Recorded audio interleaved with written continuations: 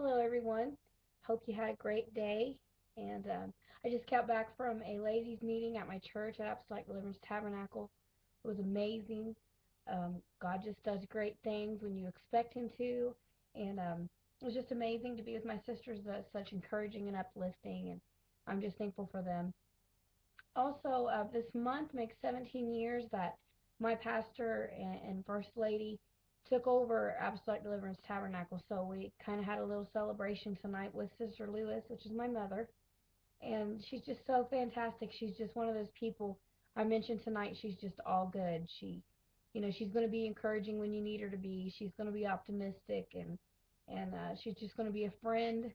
And she's just amazing. I'm just thankful to be under their leadership and their knowledge. I'm just consider myself very blessed. And earlier I wrote that I would make a blog, and I really tried today. My internet connection kept going down, but there is something that I've had on my mind a lot, and I actually spoke about it at the meeting tonight. I was thinking about a lot of times how we say a lot of things. We um, we say things and we really don't even think about what they mean. Uh, I've heard a lot of people tell me before, I just feel so empty, or I just feel nothing.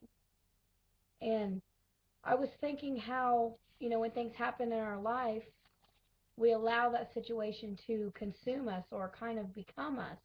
You know, we remember the time that we fell, so we feel guilty about that, and we allow it to drive away from our purpose in God, or even the person that we are. We become bitter or have hatred or um, just hurt or guilt that completely consumes who we are. And I was thinking when we call ourselves empty, we're actually not empty at all. We are full of these things. We're full of hurt, we're full of bitterness, we're full of the guilt, we're full of the shame and pain, what of whatever the situation is. It's not that we're empty at all, it's that we're full. And before we can pursue things in God and before we can really become who we're called to be, we must remove these things from our life. Um, when somebody does something wrong to you and you're so mad at them, and for years sometimes we stay angry with people and we really just give them all the power over us because just about the time we're about to have fun, or just about the time we're kind of moving on and finding happiness in our life, we will go back to that moment when we remember, hey, they hurt me. Or we'll see them in the store and we'll remember, hey, they hurt me.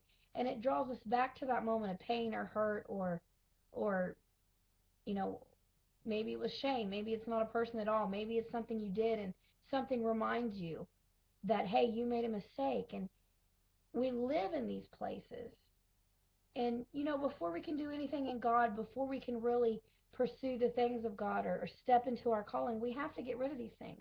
We have to empty ourselves of these things, because it's kind of like a container. If it's all the way full, you can't add anything to it.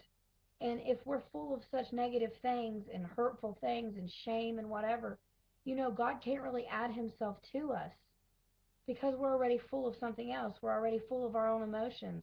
We're already full of that hurt. We're kind of stuck in that moment when we were hurt or when we fell, and God can't add anything to us. Because I mentioned in my other blog that God is a gentleman. He's not going to take it. God isn't going to come and tear these things from your hands. We have to give it to him. We have to surrender it. And I don't want to be so full of myself, or so full of pride and hurt, that I don't allow God to add good things in my life. And tonight when I was speaking, I asked the ladies, why is it so easy for us to bring negative things in and really dwell on them more than it is godly things, or love? Why is it so much easier for us as humans to hate somebody than it would be for us to forgive them and love them? It's because we become so full of that, we don't know how to empty it. We let it consume us. We let it control our daily lives. And I don't want to be like that. I want to be aware of the emotions that I have. If I have something against somebody, I don't want that to rule my life.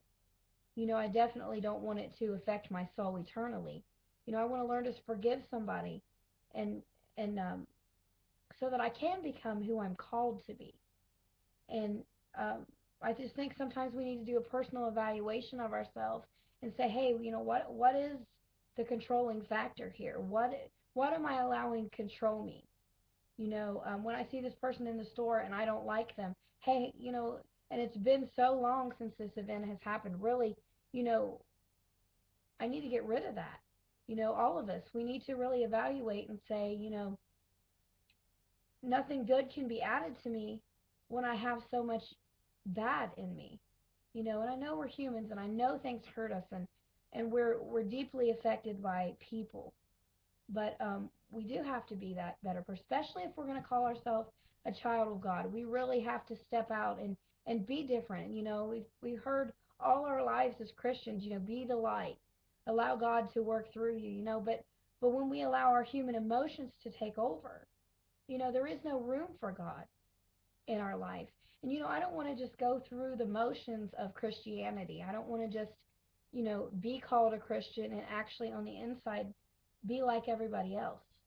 I want to be Christ-like. I want the attributes of God. I want to walk in the image and be made in the image of God. And so I have to empty myself.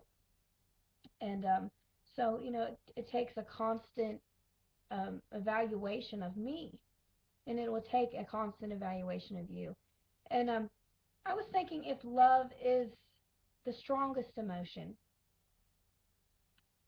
and everything has its opposite, but the opposite of love cannot be hate, because love is the strongest emotion. And so I think the opposite of love is actually apathy. And if you don't know what that is, by definition, apathy is the lack of emotion. It's a lack of desire. It's just a total lack of wanting to feel anything. And so I think love would be the greatest emotion. Then feeling nothing would be its opposite. Um, I think that love being the greatest, apathy being the least.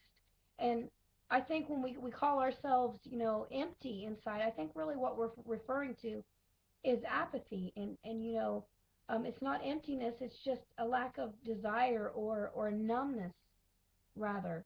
And, we really have to get through that. We really need to ask God, help me feel the things I need to feel. Don't let me become numb because I'm angry, and because I've been hurt, and I don't want to miss heaven for anything, but especially not reasons that I gave me.